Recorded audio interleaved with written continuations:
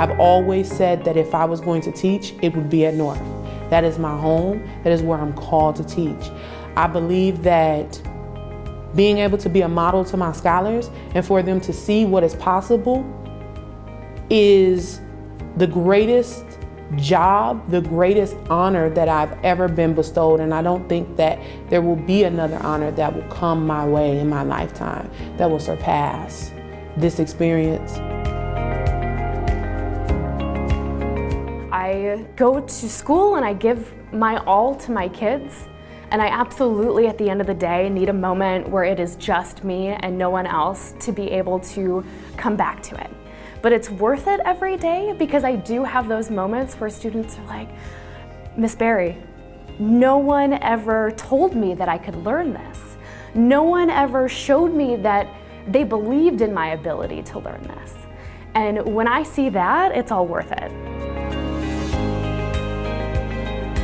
When I think about the relationship between my military experience and my classroom teaching experience, that constant is service. And what I learned in the military was that the things we do in the social studies classroom matters. The decisions that we make as a country impact people all around the world, and that's a very real thing.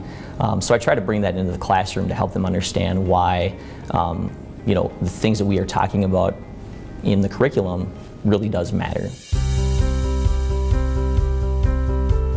I worked with at-risk youth because I felt like sometimes they slip between the cracks. For whatever reason, society isn't accepting them or their family's not accepting them, and they feel like they don't matter. And it's really, really important to me to help every single student know that they matter. And that is beneficial to me as well, because then I work on my own stuff because I want to be the best human I can be for them. And so that circle and that process benefits me, it benefits them, and it is the most rewarding job I've ever had in my life. In the correctional setting, a teacher has to wear many different hats. Not only do we teach students literacy skills and critical thinking skills and writing skills and employment skills, but we're also modeling to them what it means to be a loving husband, to be a father who cares about his children, and a community member, how to become positively engaged in their community, in their schools, in their workplace. My students frequently say, Mr. K, why do you teach here? And I say, because this is my dream job. I couldn't see working anyplace else. I feel a huge responsibility with my students because it is in my classroom where they get to hear about issues for the very first time.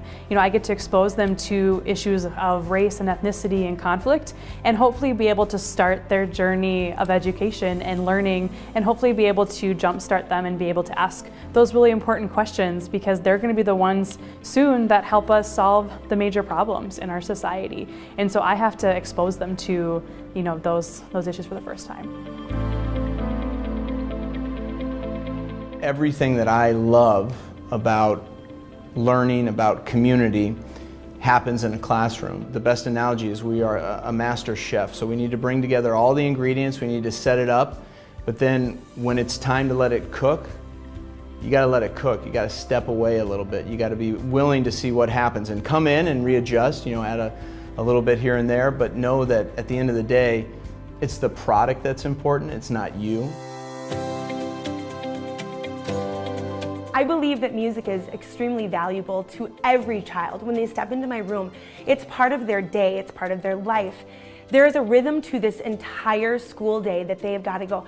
They're walking from class to class, they're memorizing things. I try to collaborate with teachers a lot. Science, social studies, math. What songs can I teach them that's going to help them remember? Oh, I have to remember this for the MCAs. Okay, Mrs. McComb said that this, and this. I got this.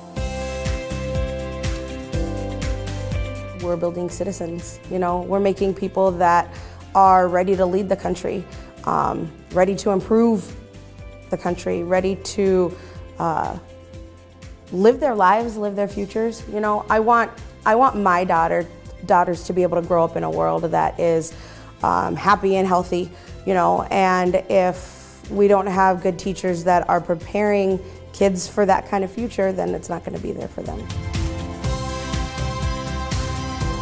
if we could get every person who goes into education, teacher or not, to first just start with that mindset, like every student wants to learn and every student is capable of learning, and when they walk in the room, that's what's in your head.